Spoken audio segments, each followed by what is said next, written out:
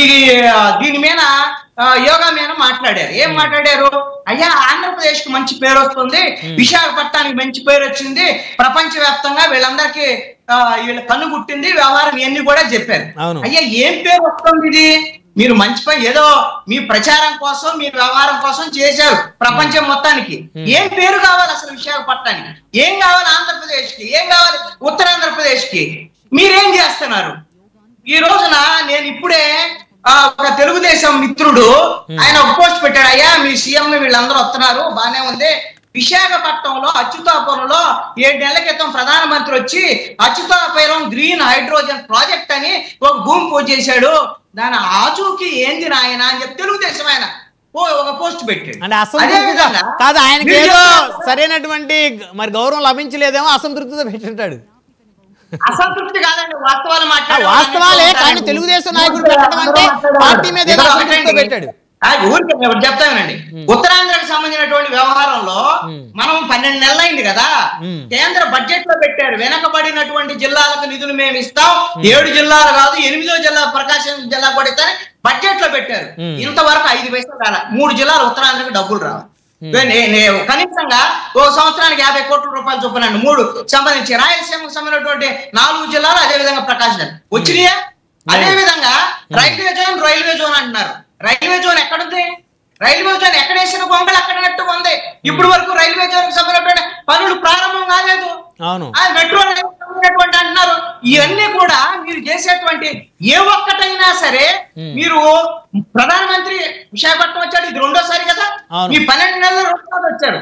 అసలు ఉత్తరాంధ్రకి సంబంధించి కానీ ఈ రాష్ట్రానికి సంబంధించినటువంటి వ్యవహారం కానీ, లేకపోతే పోలవరానికి సంబంధించినటువంటి పునరావాస ప్యాకేజీకి సంబంధించినటువంటి వ్యవహారం కానీ ఏ ఒక్కటైనా ప్రధానమంత్రితో మాట్లాడారా? ఎప్పుడైనా మేము ఇది మాట్లాడామని బహిరంగ అయ్యా ప్రధానమంత్రి గారు మా రాష్ట్ర ప్రజల తరఫున ఇది అని ఆయన సమక్షంలో చెప్పారా? బయటకు మాట్లాడారా? మాట్లాడొచ్చు కదా. కలుస్తున్నారు కదా సార్, ఇప్పుడు చంద్రబాబు గారు, పవన్ కళ్యాణ్ గారు, లోకేష్ గారు వీళ్ళందరూ ఢిల్లీ వెళ్ళి కలుస్తూ ఉంటారు కదా, ప్రధానమంత్రి గారిని గంటల తరబడి చర్చిస్తూ ఉంటారు కదా. ఢిల్లీకి వెళ్ళి కలుస్తారు, వాళ్ళు ఏం మాట్లాడుతున్నారు వీళ్ళు చెప్తే మనకు తెలియాలి. అయ్యా ప్రధానమంత్రి సమక్షంలో మేము ఇవి అడిగాము, ఈ కాగితం ప్రకారంగా అడిగితే తప్పైతే కొడతాడా? ఆయన ఏమన్నా ఆయన ఏమైనా తిడతాడా అడుగుతున్నాను. ప్రధానమంత్రిని ఏమైనా అడగకూడదా? మనకేం కావాలో అవి అడిగితే ఏమన్నా తప్పలేదులేండి. ఎందుకు అడగకూడదు? ఈ రోజున మాట్లాడుతున్నారు. నేను ఒకటి అడుగుతాను, వీళ్ళు వివేక్ బాబు గారు కూడా మాట్లాడారు, వాళ్ళ ఎజెండా ప్రకారం వాళ్ళు ప్రభుత్వంలో ఉన్నారు, రప్పా గురించి మాట్లాడారు. ఏ పార్టీ ఈ రోజున ఈ విధమైనటువంటి విషయాలను మాట్లాడటం లేదు అని నేను అడుగుతున్నా. నీవు రప్పా తీసుకొచ్చి నేను జగన్మోహన్ రెడ్డి 2 అంశాలు ప్రధానమైన అంశాలను లేవనెత్తాడు. ఆయన ఎన్ని జైలు యాత్రలు చేస్తున్నాడు, ఏం చేస్తున్నాడు, శవాల దగ్గర పోతే ఇవన్నీ జోలికి నేను వెళ్ళను. ఇప్పుడు గుంటూరుకు వచ్చి మిర్చియాటుకు వచ్చి రైతులకు సంబంధించినటువంటి సమస్యల గురించి మాట్లాడితే ఏం చేశాడు? ఈ చంద్రబాబు నాయుడు ముఖ్యమంత్రి జగన్మోహన్ రెడ్డి రాగానే ఒక పెద్ద లేఖ రాశాడు. ఎవరికయ్యా? కేంద్ర ప్రభుత్వానికి. మాకు ఇక్కడ మిర్చి రైతులకు గిట్టుబాటు రావట్లేదు, మాకు ఇబ్బంది ఉంది అని జగన్మోహన్ రెడ్డి వస్తే లేఖ రాశాడు. ఇప్పుడు జగన్మోహన్ రెడ్డి వచ్చిపోయి 3 నెలలు అయింది. ఏమైనా వచ్చినాయి డబ్బులు? చెప్పండి. కేంద్ర ప్రభుత్వం రెస్పాండ్ అయిందా? అదే విధంగా ఇప్పుడు ఆయన పొదిలిపోయి పొగాకు సంబంధించిన రైతులు రూపాయలు తింటా ఉంటే ఈ రోజున 4,000 కొనేవాళ్ళు లేరు. మరి కేంద్రానికి లేఖ రాశాడు, ఏమైనా రెస్పాండ్ అయ్యారా? అది మీరు జగన్మోహన్ రెడ్డి మరి సజ్జల రామకృష్ణారెడ్డి ఎందుకని అంటే జగన్ వెళ్ళి వచ్చాక పొగాకు రైతులు కలిసేందుకు కేంద్ర మంత్రి వచ్చాడని చెప్పేసి మాట్లాడుతున్నారు. చెప్పిన ముగిస్తా. ఈ 12 నెలల కాలంలో జగన్మోహన్ రెడ్డి ప్రభుత్వం చేసినటువంటి కుంభకోణాలు, అవినీతి, లేక మిగతా అంశాల మీద రోజు మాట్లాడటం వీళ్ళు మంత్రులు, ప్రభుత్వంలో ఉండేటువంటి వాళ్ళు, ముఖ్యమంత్రి దగ్గర నుంచి పవన్ కళ్యాణ్ అందరూ మాట్లాడుతున్నారు. వీళ్ళ చర్యలేంటి? నేను చంద్రబాబు నాయుడు ఏమంటాడు? అయ్యా మేము నన్ను అరెస్ట్ చేశాడు కాబట్టి నేను కష్టగడ్డ అరెస్ట్ చేయను అంటాడు. ఆయన కొడుకు మంత్రి నారా లోకేష్ ఏమంటాడు? మేము అరెస్ట్ చేయాలంటే నిమిషం పట్టదని అంటాడు. అంటే నీ దగ్గర ఆధారాలు ఉన్నాయిగా, నువ్వు నిమిషం పట్టమనేటువంటి దాని మీద నీ దగ్గర ఆధారాలు ఉంటేనే కదా నువ్వు చేయగలిగింది. నువ్వు ఆధారాలు ఉన్నప్పుడు, తప్పు చేసినప్పుడు జగన్మోహన్ రెడ్డితో ఎందుకు లాలూచి పడుతున్నావు? పెట్టడం లేదు. లాలూచి పడ్డాడని మీరు ఎలా అంటారు కృష్ణాంజలి గారు? ఇంతవరకు 12 నెలల్లో వీళ్ళు చెప్పిన ప్రకారంగా నిమిషంలో అరెస్ట్ చేయడానికి నిమిషం పట్టదన్నప్పుడు మీరు వైట్ పేపర్ రిలీజ్ చేసి 12 నెలలైంది. మొట్టమొదటి అసెంబ్లీ సమావేశాల్లో వైట్ పేపర్ రిలీజ్ చేశారు. ఇవిగో ఆధారాలని 7 శాఖలకు సంబంధించినటువంటి కుంభకోణాలు మొత్తం జగన్మోహన్ రెడ్డి దానికి కేంద్ర బిందువు. ఎందుకు ఒక్క కేసు నమోదు చేయలేదు? అదే ఇప్పుడు ఈ లిక్కర్ కేసులో ఆ సెగ ఆయన దాకా వెళ్తుంది అనేది చాలా మంది ఎమ్మెల్యేలు మంత్రులు బహిరంగంగా చెప్తా ఉన్నారు కదా. మన ఈ మధ్య కాలంలో కేబినెట్ మీటింగ్ లో చంద్రబాబు నాయుడు గారు లిక్కర్ కేసు గురించి ఎవరు మాట్లాడొద్దు, చట్టం తన బంధం చేసుకోబోతుంది, విచారణ సంస్థలు తమ బంధం చేసుకోబోతున్నాయి, జగన్మోహన్ రెడ్డి అరెస్ట్ చేయడానికి అరెస్ట్ అవుతాడు, మీరు ఎవరు మాట్లాడొద్దని వార్నింగ్ ఇచ్చాడు కదా సార్.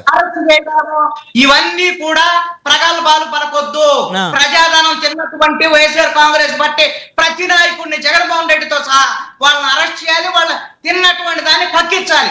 మీరు ఎక్కడ రోజున లిక్కర్ స్కామ్ లో తెలుగుదేశం పార్టీ వాళ్ళు ఉన్నారు అనేటువంటిది ఇప్పుడు వాళ్ళ సిట్టుకు సంబంధించినటువంటి దర్యాప్తులో వచ్చినటువంటి అంశం. ఈ రోజున విజయవాడ ఎంపీకి సంబంధించినటువంటి వాళ్ళ కుటుంబీకులు ఈ రోజున కసిరెడ్డి రాజశేఖర రెడ్డితో కలిసి వ్యాపారాలు చేశారు, లిక్కర్ డబ్బులు వాళ్ళకి అకౌంట్ లోకి వచ్చినాయని ఈ సిట్టుకు సంబంధించినటువంటి దర్యాప్తులు రిమాండ్ రిపోర్ట్ లో వస్తే దర్యాప్తు ఎడిపోతుంది. ఏం చేస్తున్నారు? వాళ్ళ మీద ఎందుకు కేసులు చేయలేదు, ఎందుకు అరెస్ట్ చేయలేదు? దొంగలు ఊళ్ళు పంచుకున్నట్టుగా ఈ రోజున మీరు వాళ్ళు కుమ్మక్కై ఈ రోజున ప్రజలు మభ్య పెట్టాలని చూస్తున్నారనేటువంటిది ప్రజల అభిప్రాయంగా ఉంది. ఈ రోజు ఇప్పుడు మనం విచారణ సంస్థల మీద నమ్మకం ఉంచుకోవాలి కదా కృష్ణాంజలి గారు. ఇప్పుడు సామాన్యుడు ఆవేదన ప్రభుత్వాలకి అర్థం కాదు కదా. నేను అడుగుతున్నాను బ్రహ్మనాయుడు గారు, విచారణ సంస్థలు ఈ రోజున విజయసాయి రెడ్డి నిందితుడిగా పేర్కొన్నారు. అతని ఇంట్లోనే మొత్తం మీటింగ్లు జరిగాయి. ఆయనే చెప్పాడు నా ఇంట్లోనే మీటింగ్ జరిగిందని. మీకు మిత్రుడు అయిపోయాడు ఈ రోజున విజయసాయి రెడ్డి. 7, 8 నిందితుడు, 38 నిందితుడు ఉన్న చెవిరెడ్డి భాస్కర్ రెడ్డి అరెస్ట్ చేసావుగా, నువ్వెందుకు విజయసాయి రెడ్డి అరెస్ట్ చేయమని? మీ ఉద్దేశం ఏంటి? వైసీపీలో ఉంటేనే నిందితులు వైసీపీకి రాజీనామా చేసినా లేకపోతే వైసీపీ నుంచి బీజేపీకి వెళ్ళినా వారి యొక్క నిందితుడిగా కాకుండా పోతారనే? ఇప్పుడు అదే కదా జరుగుతుంది. విజయసాయి రెడ్డి నిందితులని సిట్టు పేర్కొనలేదా? ఎందుకు అరెస్ట్ చేయట్లేదు విజయసాయి రెడ్డి? మీ మిత్రుడేనా ఈ రోజున? మీకు అనుకూలంగా మారాడానా? అంటే ఆయనతో లాలూచి పడ్డారంటారా మీరు విజయసాయి రెడ్డి తోటి? చెప్తున్నా, అంటే విజయసాయి రెడ్డి తోటి లాలూచి పడ్డంది ఈ ప్రభుత్వం అంటారా? విజయసాయి రెడ్డితో లాలూచి పడ్డది, కసిరెడ్డి రాజశేఖర రెడ్డితో లాలూచి పడ్డది, అదే విధంగా వాళ్ళతో కలిసి వ్యాపారాలు చేశారు. ఇది ఎవరు చెప్తున్నారు? ఆల్రెడీ సిట్ దర్యాప్తుకు సంబంధించినటువంటి సిట్ నివేదికల్లో పేర్కొన్నటువంటి అంశాలు ఇవి. చెప్పండి, ఎందుకు వాళ్ళ తెలుగుదేశం ఎంపీకి సంబంధించినటువంటి వాళ్ళ కుటుంబీకుల మీద వాళ్ళ మీద ఆరోపణలు వస్తాయి, వాళ్ళకి సంబంధించినటువంటి అకౌంట్ లోకి డబ్బులు వచ్చినాయి, వాళ్ళ సంస్థలోకి వచ్చినాయంటే ఎందుకు కేసులు నమోదు చేయాలి? ఎందుకు విజయసాయి రెడ్డి అరెస్ట్ చేయలేదు? ఎందుకు అదే విధంగా పెద్దిరెడ్డి సంబంధించినటువంటి వాళ్ళ పెద్దిరెడ్డి రామచంద్రారెడ్డి కుమారుడు అరెస్ట్ ఆయన జరగకుండా సుప్రీంకోర్టులో ఎగ్జామ్షన్ విధంగా మీ లాయర్లు ఎందుకు ప్రభుత్వ లాయర్లు ఈ రోజున సహకరించారు?